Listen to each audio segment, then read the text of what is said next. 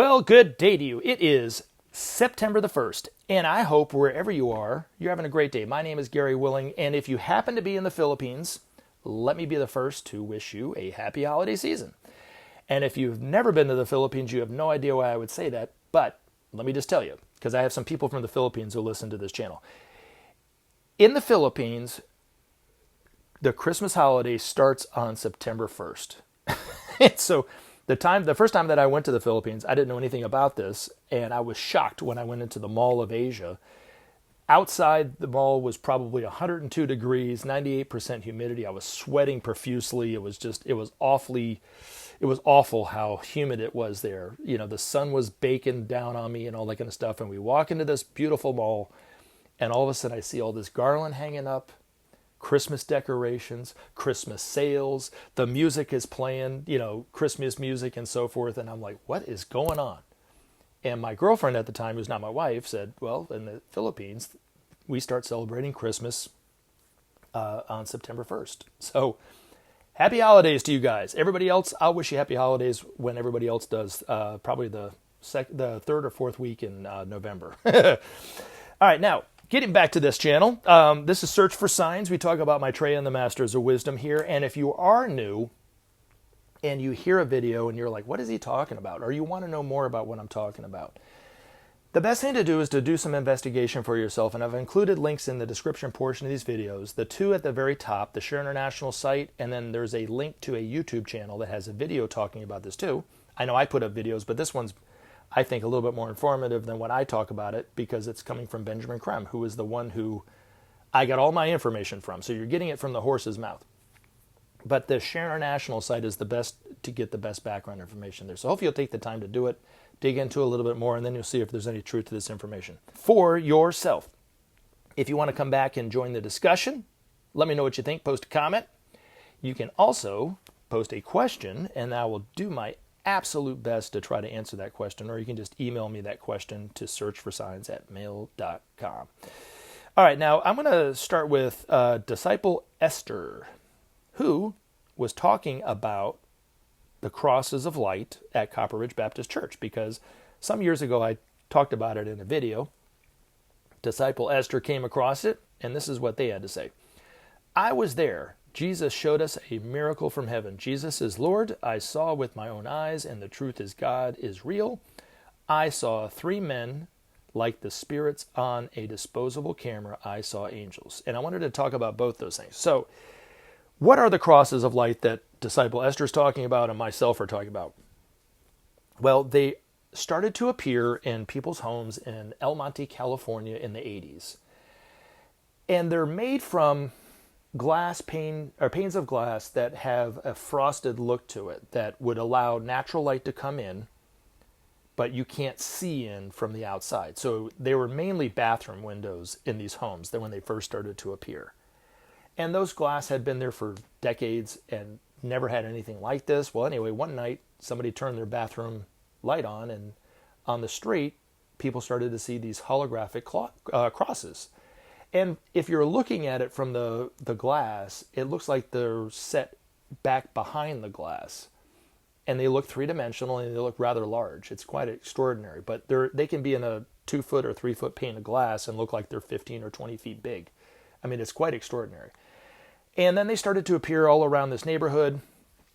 They, of course, got a lot of news recognition for it. And then other people started to notice it in their neighborhoods or whatever. I know even in the Philippines, I just talked about the Philippines, there were people who claimed to have and sent pictures into Share International of crosses of light in the Philippines, and there were some in Mexico and Central and South America and those kind of things. So they started to kind of spread all around the world, but I had never heard of them being in a church. In fact, there was an instance in El Monte, California when they first came out, and people started to recognize them, that they wanted to bring them into the church. And when they brought them into the church, they didn't work. And when they took them out of the church, they worked. So Ben said it was because the masters wanted them to be for everyone. And this is where Disciple Esther and I might have a different view on who put them there and why, but they are miracles for the both of us. And if you dive into these miracles and you will see that these miracles are for everyone, whether they're healing waters, the crosses of light, crop circles, UFOs, sightings, people being saved by an accident from an angel or healed or cured from an angel or something like that. They're happening to people who are Christian, Muslim, Hindu, Buddhist, or people of no particular religious faith. And they're giving people hope. And that's why I always say that these miracles are not only evidence of hope, but they are indeed evidence of oneness.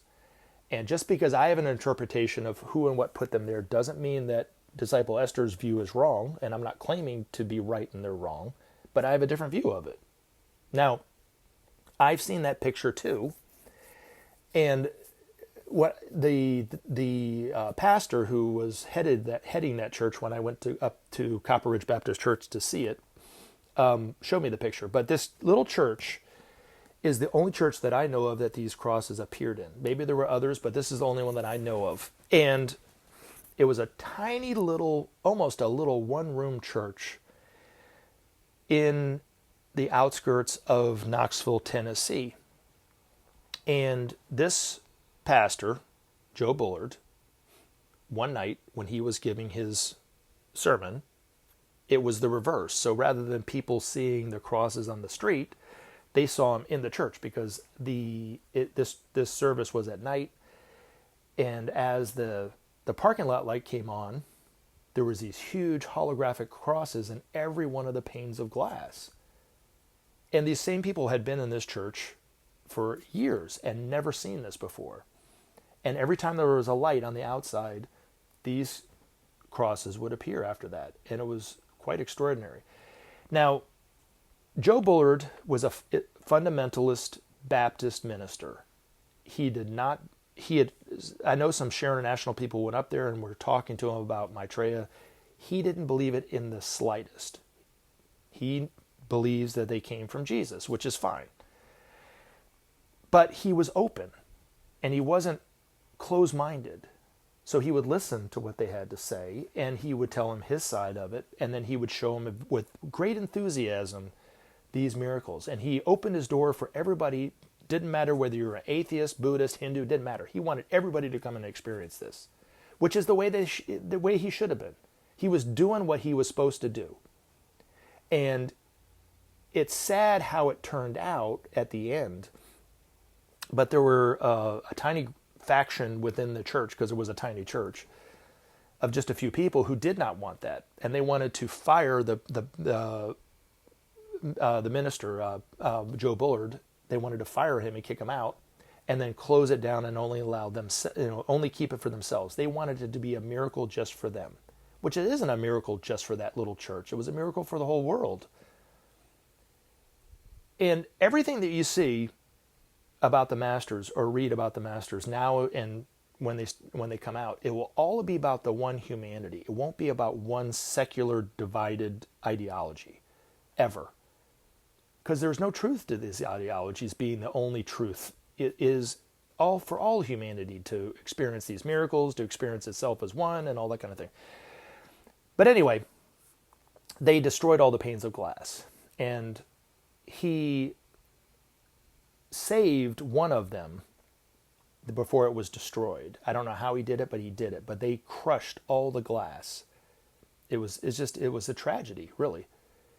And he saved it, and he gave, because some of the people in Share International had come up there many times and befriended Joe Bullard, such as myself.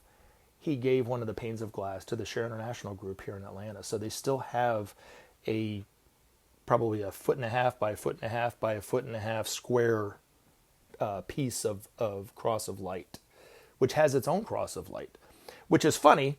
Because the time that we wanted to bring it to a New Age bookstore years ago, they said, Gary, I was free during the day, everyone else was working, and they wanted to have this display in this New Age bookstore and put out some of the materials and stuff like that. And I took it there, and it didn't work. I was shining the light everywhere, and it was just this little diamond. It had no cross in it whatsoever. And the lady's like, I don't see it. And I said, yeah, I don't see it either. And I was kind of embarrassed at first until I remembered what they said about the church. And then as soon as we took it back to the house, it worked. It was crazy. So Apparently they didn't want that glass being shown there or something like that, but it's funny. But the images that this person's disciple Esther is talking about, the image of these three individuals on this photograph, according to Ben, one was Maitreya, the other one was the Master Jesus, and the other one was his helper, one of his assistants. So, but the way that disciple Esther sees it, they're angels from heaven. So what's the difference? I don't know. Just the way that we, all semantics, really. But anyway, but thank you very much for the comment nonetheless.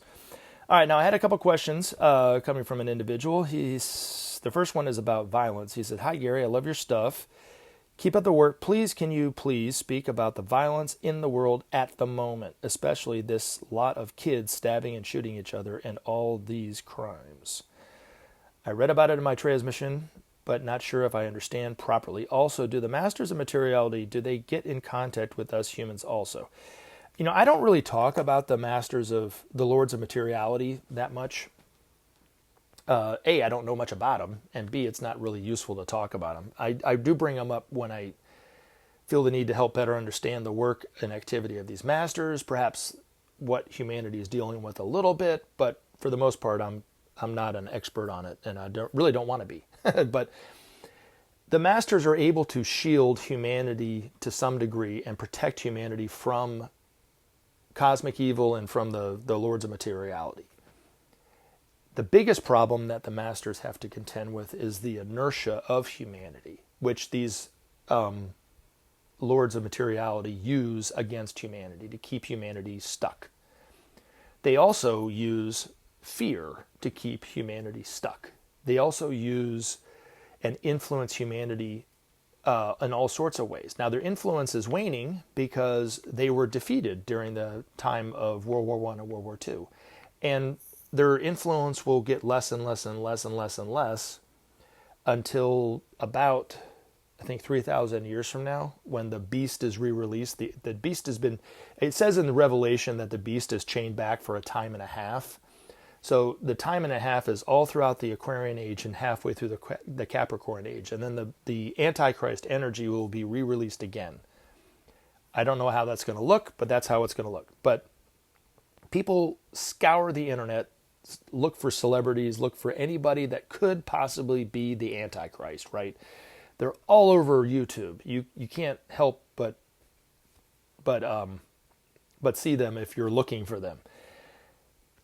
They even have biblical verses that back up what they think and how they believe the Antichrist to be and who that might be, but they're all wrong. Because according to the Ageless Wisdom Teachings, the Antichrist is an energy, and it was released during the time of Nero, was the first time, which was around the time that John was writing Revelation, and then it was re-released during the time of World War I and World War II, through the Axis powers of Germany, the Nazis in Germany, the fascists in Italy, and the militarists in Japan. And then it will be re-released again 3,000 or so years from now. So those people who are looking for the Antichrist are really just wasting their own time as far as I'm concerned. But, knock yourself out. I guess everybody needs a hobby. But the Lords of Materiality do not, I think, interact with humanity physically on this plane the way that the masters are starting to do, because the masters are coming back into the everyday world. So that's why they're started talking to everyday ordinary people such as myself and appearing to them as familiars, appearing to other world leaders as they actually are, talking to them in that way, suggesting certain things and those kind of things, all with humanity's free will intact. But eventually we'll be fully aware of who they are, learn from them in that way, look to them for their guidance in that way, knowing that they are the masters of wisdom. That's why we're starting to see them and interact with them in that way. Now, where the Lords of Materiality influence humanity is through fear, is the main way. They use fear to keep people enthralled. And that's why the masters say, if you ever share fear in any way, shape, or form, you're helping them. One of the masters, Ben's masters, said that fear and joy are equally infectious. It infects people, and we are all guilty of this. We're all guilty of spreading fear, every one of us. And when we do, we're actually helping them. We don't realize that we're doing that, but we are. The trick is to not spread fear, but to spread joy and hope. Even if you are afraid of something, or afraid of the future, or uncertain of the future. It's best not to talk about it. It's best to spread the hope and the joy of, it's not going to be so bad. We've gotten through these kind of things before, and you just don't know how that might help somebody. But when we spread theories or conjecture or things that we heard on the internet and that are coming from fear, well, then it's creating all sorts of fear. And you can't help but be on YouTube for longer than 30 minutes, and see a video come up in your feed that isn't based on fear. Whether it's fear of UFOs, fear of the unknown, fear of each other, fear of an economic crash. I mean, it's all about fear, fear, fear, fear, fear, fear, fear, fear, fear. And when you spread it, you share it, you are helping them. Now, the other way that they influence humanity is through our world leaders who happen to be receptive to that type of influence. Now, according to Ben's master, every presidential administration since the inception of the Pentagon has been influenced by the forces of darkness to some degree. Even Jimmy Carter, who was a very advanced disciple, was influenced by that to some degree. He said the Republicans were more apt to listen to their influence than the Democrats, but the Democrats too were just as guilty of it. And some administrations, such as George W. Bush, were very much influenced by this, whoever it is in the Pentagon, because according to the masters, those 3 points of darkness, the Nazis in Germany, the fascists in Italy, and the military in Japan, they were defeated but not destroyed. And then they resurfaced again in the Zionist movement in Israel, in Eastern Europe, and in the Pentagon. And they've been influencing humanity that way, but at a lesser degree, and it will eventually get less and less and less over time, especially when Maitreya is outknown for who he is, then the influence of their work will be less and less and less. They'll be relegated more to the domain of which they're supposed to do, which is just keeping the material portion of this planet together. That's their job. So when they influence humanity, they slow up the evolution of humanity. That's when we call it evil. But they do serve a cosmic purpose, unfortunately, or fortunately, I guess. But the unfortunate thing is humanity is influenced by them because we're stumbling in the dark, kind of thing. Does that make sense? Hopefully that helps. Now, in terms of the violence, you could kind of say the same thing, about it. What's causing violence and crime? There's more spotlight on it, so there's more awareness of it. There's more accessibility to guns than we ever have had because certain groups, especially in the United States, want to keep it that way. They don't want to restrict guns being sold and those kind of things. But the desire for violence comes from what I would say, Maitreya would say, is the belief that you're separate. If you see yourselves as one, if you see all humanity as one, you can't be violent toward them. It's impossible. Because when you're violent towards somebody else, you're actually hurting yourself. So it's what Maitreya calls the art of selfishness is really what the problem of humanity. By viewing itself as separate, all sorts of diseases and ills come into play. Whether it's commercialization and exploitation of other people, destruction in that way, violence, not only individual violence, but also nation to nation and violence in that way, all coming from the belief that we're separate. And humanity does not know the truth of their existence, that we are one. Now, Maitreya says that he comes to rid the world of the crime of separation. He affirms that as his purpose, which he will. He will eventually teach all of humanity that we are one. And then just talking about it isn't enough. And this is where the principle of sharing comes into play. When the nations of the world start to give up of their excesses of resources in order to help another country freely, And those countries give of their resources to help that country and so forth. According to the masters, a lot of things like terrorism and war will be gone in an instant. I mean, it's almost like he said it will happen almost overnight. So it's not a long process. Once we start the principle of sharing, things like crime and terrorism will maybe not, individual crime won't go away overnight, but it will definitely alleviate a lot of that. Because most of what we would consider crime or drug use,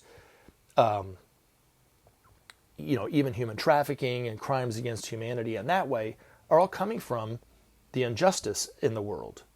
And when the world becomes more just, it will heal a lot of those diseases. But like Ben's master said, most of the world's problems, not all of them, but most of the world's problems will almost be cured overnight by just trying the principle of sharing. We just have to try it. We've tried everything else and nothing else has worked. We've tried building walls, hiring more cops, building more prisons, even, to be honest, even gun restrictions and gun gun legislation will not cure the problem.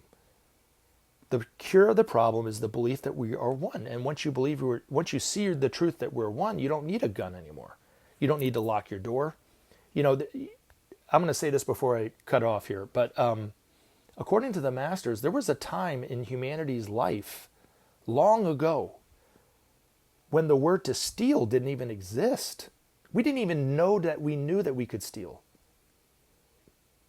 What happened? You know what I'm saying? We started to see ourselves more and more and more and more separate from each other, to the point where we've fallen into this point that we are right now, in such chaos, based on the belief that we're separate, the false belief that we're separate, that we could literally destroy ourselves at a moment. But the only thing that's going to start to bring humanity together is the principle of sharing.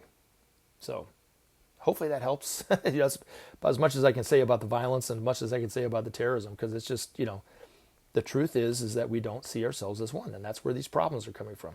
I love you guys. You guys take care. Enjoy the day, and I look forward to putting up a video real soon. Have a great day.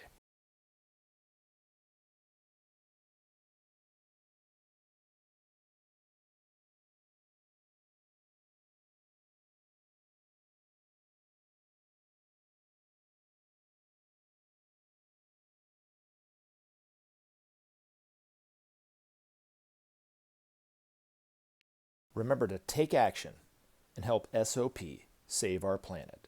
Thanks for listening, and we look forward to talking to you again in future videos.